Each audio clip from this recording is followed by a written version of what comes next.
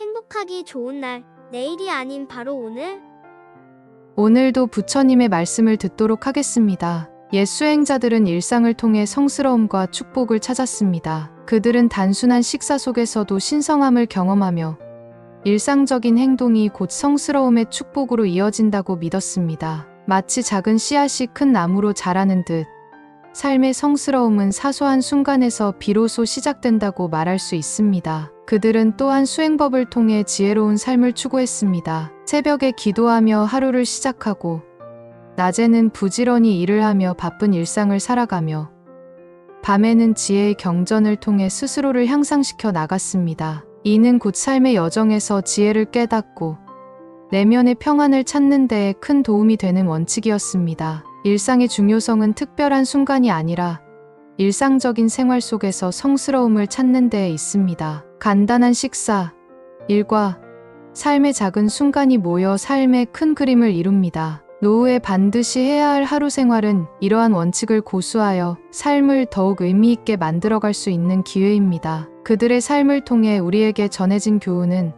단순함과 규칙적인 삶이 지혜와 성스러움으로 이어진다는 것입니다. 작은 일상 속에서 비로소 큰 의미를 찾아가며 우리의 삶도 더욱 풍요롭게 만들어 나갈 수 있을 것입니다. 여러 경전과 부처님의 말씀을 통해 얻은 지혜는 삶을 조망하는 창문 같습니다. 이 창문을 열고 들여다보면 우리의 일상이 더욱 의미 있고 심오한 내용으로 가득 차 있음을 깨닫게 됩니다. 부처님은 새벽에 고요한 시간에 기도하고 명상하는 것을 권하셨습니다. 그 순간은 마치 새로운 하루를 맞이하는 첫 발걸음과도 같습니다. 새벽의 신비로움은 마음을 정화하고 평안을 안겨줍니다. 어떤 고난과 역경이든 그 순간의 기도는 마치 강인한 나무처럼 우리를 지탱해줍니다. 낮에는 일에 최선을 다하라고 부처님은 가르쳐 주셨습니다. 부지런한 삶은 죽음의 길에서 우리를 지켜줄 생명의 길입니다. 성실과 헌신으로 우리의 미래를 쌓아가듯 부처님의 말씀을 실천하면 삶은 더욱 풍요로워집니다. 밤에는 지혜로운 생각을 읽어나가라고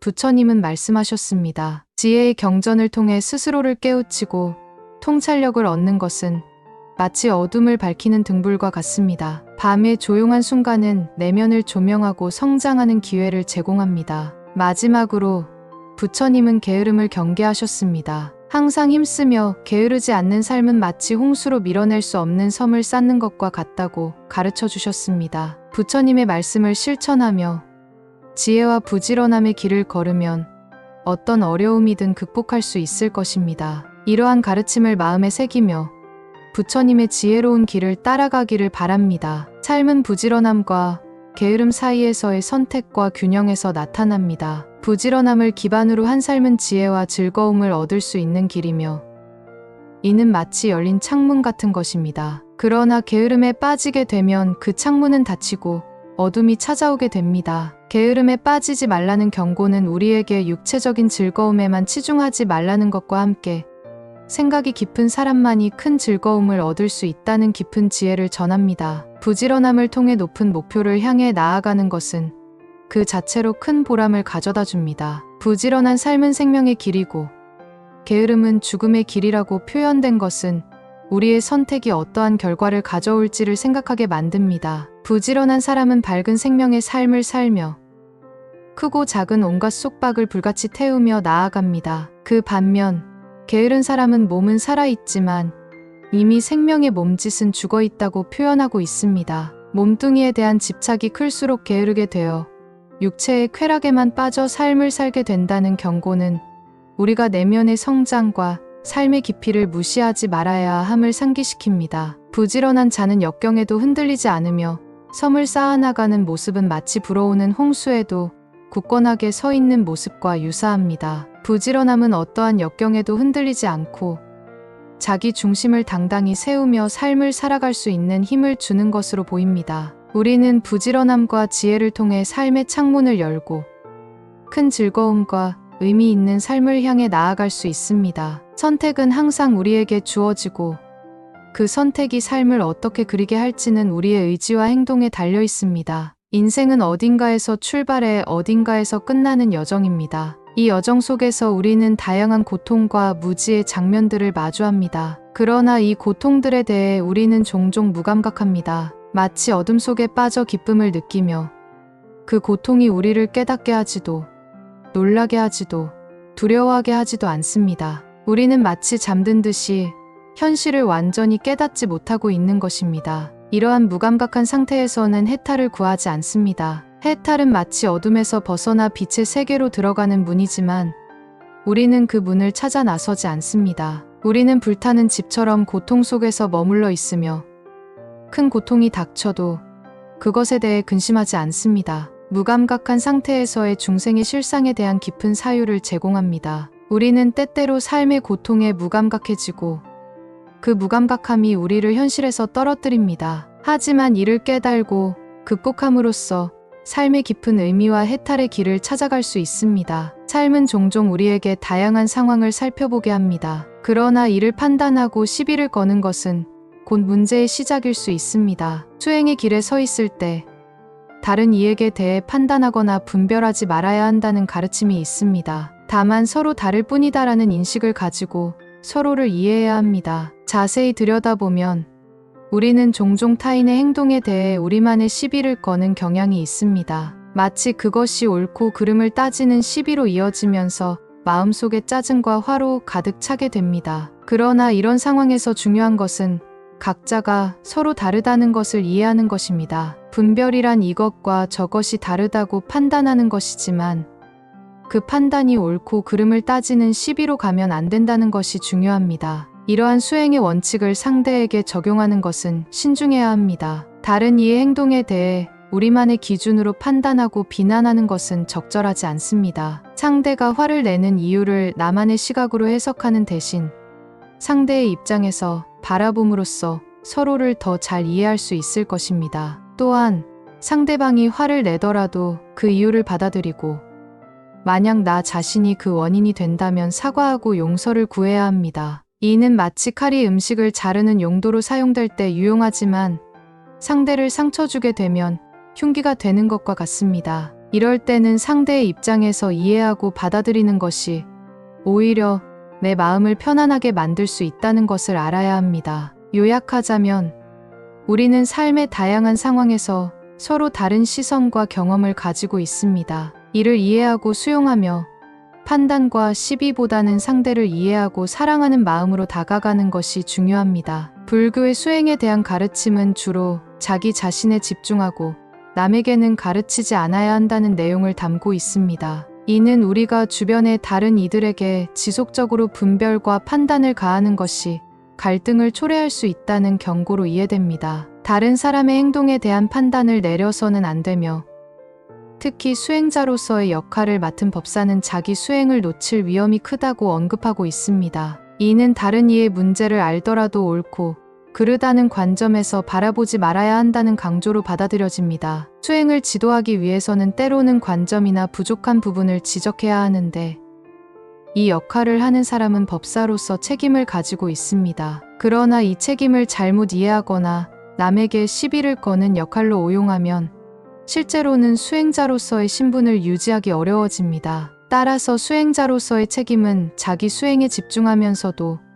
다른 이들과의 관계에서는 분별과 갈등을 최소화하려는 노력을 포함합니다. 다른 이의 행동에 대한 이해와 수용, 그리고 필요하다면 부드러운 지적을 통해 함께 성장해 나가는 것이 중요합니다. 불교의 가르침 중 하나인 계에 대한 중요성은 수행자의 길에서 핵심적인 역할을 한다고 설명됩니다. 이 가르침은 깨달음을 향해 나아가는 길에 대한 지침이자 방향으로서 부처님께서는 계를 스승으로 삼아야 한다고 가르치셨습니다. 부처님은 계를 지키고 수행을 정진한다면 언제 어디에 있든지 부처님과 함께 있는 것과 같고 반대로 계를 존중하지 않는다면 비록 부처님과 같은 장소에 있더라도 함께하지 않는 것이라고 말씀하셨습니다. 이는 계가 수행자의 삶에서 어떠한 중요한 위치를 차지하는지를 강조하고 있습니다. 불교의 가르침은 크게 두 가지로 나뉩니다. 첫째로 항상 진실을 규명하고 밝히는 것이며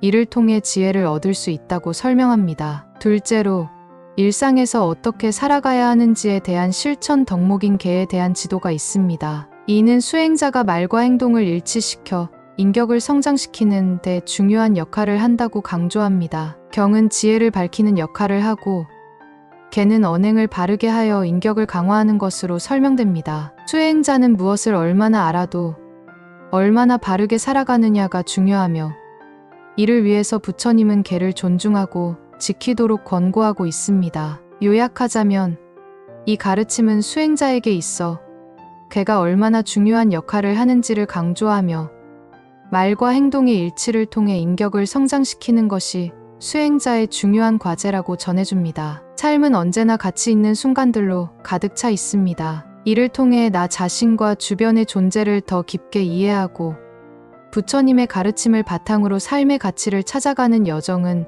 그 자체로 의미 있는 것으로 여겨집니다. 첫째, 생명을 존중하는 미덕은 우리에게 주어진 가장 큰 선물 중 하나입니다. 작은 개미 하나에도 존경과 관심을 표하며 지구 생태계 전체의 균형을 이해하면서 우리의 행동이 어떻게 그에 영향을 미치는지 고려해야 합니다. 생명의 소중함을 깨달으면 삶은 더욱 풍요로워집니다. 둘째, 타인에게 손해를 끼치지 않기는 수행자로서의 길을 걷는 데 필수적입니다. 상호 간의 협력과 도움을 통해 자립하되 타인의 이익을 생각하는 태도는 고려해야 할 가치 중 하나입니다. 나와 타인의 삶이 서로 어우러지면서 더 큰 의미를 찾을 수 있습니다. 셋째, 자립과 도움의 정신은 작은 행동이라도 타인에게 도움이 되는 것을 중시합니다. 삶의 여유가 생길 때 조그만한 행동이라도 상대에게 도움이 될 수 있는 자세를 가지는 것이 필요합니다. 상호 간의 지원은 가족과 사회를 더욱 단단하게 이어주는 역할을 합니다. 넷째, 상대를 향한 믿음과 예의는 인간관계에서 필수적입니다. 불자인지 여부에 관계없이 상대를 존중하고 믿음을 갖는 것은 상호적인 관계를 유지하는 핵심입니다. 상호 존중과 협력의 정신은 인간관계에서 긍정적인 영향을 미칩니다. 다섯째, 타인의 물건을 존중하는 것은 상호 간의 신뢰를 쌓아가는 데 중요합니다. 불필요한 갈등과 분쟁을 피하며 타인의 소유권을 존중하는 것은 성숙한 성격과 삶의 원활한 흐름을 가능하게 합니다. 부처님의 가르침을 따르며 이 5가지 교훈을 삶에 반영하면 불교적인 미덕을 통해 더 의미 있는 삶을 살아갈 수 있을 것입니다. 우리의 삶을 풍요롭게 만들고 성장하는 여정에서 이러한 가치들이 우리를 인도할 것입니다. 인간은 삶의 길을 걷는 동안 가치관과 윤리적인 지침을 필요로 합니다. 부처님의 가르침 중 5가지 계율은 우리에게 존중과 이해, 그리고 상호작용에 대한 중요한 지침을 제시합니다. 이러한 가르침은 우리의 일상에 깊숙이 뿌리내리며 내면의 평화와 외부 세계와의 조화를 이루기 위한 길로 우리를 안내합니다. 첫째로, 생명을 존중해야 합니다. 삶은 무수한 형태로 우리 주변에 존재합니다. 작은 개미 하나도 우리의 무심한 발걸음에 의해 죽음의 위협을 받을 수 있습니다. 이 작은 생명들이 모여 이루는 지구 생태계는 우리의 공존을 지탱합니다. 생명의 소중함을 이해하고 모든 존재에게 경의를 표하는 것은 우리의 삶을 더욱 풍요롭게 만들 수 있는 시작입니다. 둘째로, 수행자는 남에게 손해를 끼치지 말아야 합니다. 우리는 불가분한 공동체의 일원으로서 서로에게 도움을 주고 받음으로써 진정한 풍요로움을 누릴 수 있습니다. 어떠한 상황에서도 서로에게 이해와 배려를 베풀고 손해를 주거나 받지 않는 도덕적인 행동을 실천하는 것이 중요합니다. 셋째로, 성폭행이나 성추행을 해서는 안 됩니다. 상대방에 대한 존중과 동등한 대우는 우리가 조화로운 사회를 형성하는 데 기여합니다. 성적인 행동에서 나오는 고통은 물리적이든 정신적이든 큰 상처를 남길 수 있습니다. 우리는 서로를 존중하고 인간다운 대우를 통해 풍요로운 사회를 창조할 수 있습니다. 넷째로, 말로 남을 괴롭히지 말아야 합니다. 언어는 우리의 생각과 감정을 전달하는 소중한 수단입니다. 우리의 말이 상대방을 상처 주거나 괴롭히는 것은 그만큼 무거운 책임을 야기합니다. 긍정적이고 건설적인 언어로 소통함으로써 우리는 서로를 이해하고 더 나은 사회를 구축할 수 있습니다. 다섯째로, 술에 취한 상태에서 남을 괴롭히지 말아야 합니다. 술은 우리의 판단력을 흐려지게 하고 우리를 무분별하게 행동하게 만듭니다. 취한 상태에서의 행동은 우리와 주변 사람에게 해를 끼칠 수 있습니다. 술에 취할 때는 분별력을 유지하고 상대방에게 예의를 지키며 소통하는 것이 필요합니다. 이러한 5가지 계율은 우리의 삶에 깊은 여운을 남깁니다. 이를 통해 우리는 자연과 공존하며 서로에게 존중과 이해를 베풀어 더욱 풍요로운 삶을 살아갈 수 있습니다. 부처님의 가르침을 마음에 새기며 더 나은 세상을 향해 걸어가는 여정에 참여합시다. 세상은 차별과 불평등이 뒤섞인 복잡한 곳입니다. 그러나 우리는 수행자로서 세계 시민적인 시각을 통해 이를 이해하고 분노와 비난이 아닌 평등성과 이해를 지향해야 합니다. 부처님의 지혜로운 가르침에 따르면 차별에 대항하는 것이 아니라 평등성을 향해 나아가야 한다고 합니다. 부처님은 자신의 시대에서도 카스트로 인한 차별이나 성차별에 반대하시며 모든 인간을 평등하게 대우하셨습니다. 이는 우리에게 세계 시민으로서 어떤 상황에서도 평등한 시각을 갖고 모든 이들을 존중해야 한다는 일종의 지침입니다. 비록 세상이 차별과 부당함으로 가득한 현실이라 할지라도 우리의 노력은 평등성을 향한 움직임에서 비롯되어야 합니다. 수행자로서의 역할에서 우리는 완벽한 존재가 아닙니다. 계율을 완벽하게 지키는 것은 어려운 일이지만 그렇다고 해서 우리는 놓치는 순간에 쉽게 소홀해지면 안 됩니다. 언제나 수행자의 자세를 유지하고 놓친 부분이 있다면 겸허히 사과하고 참회해야 합니다. 이것이 우리가 지닌 수행자로서의 책임이자 의무입니다. 게다가 우리는 대중 앞에서 수행자로 나아갈 것을 공표한 입장입니다. 따라서 지적을 받을 때는 항상 죄송하다는 말과 함께 참회의 의미를 전해야 합니다. 다른 이들에게는 올바른 행동과 태도를 보여주어야 한다는 책임이 있습니다. 우리의 삶은 세계 시민으로서의 관점과 수행자로서의 의무를 동시에 수행하는 과정입니다. 이를 통해 우리는 세상에 긍정적인 변화를 불러올 수 있고 나아가 나 자신에게 진정한 평화와 행복을 가져다 줄 수 있을 것입니다.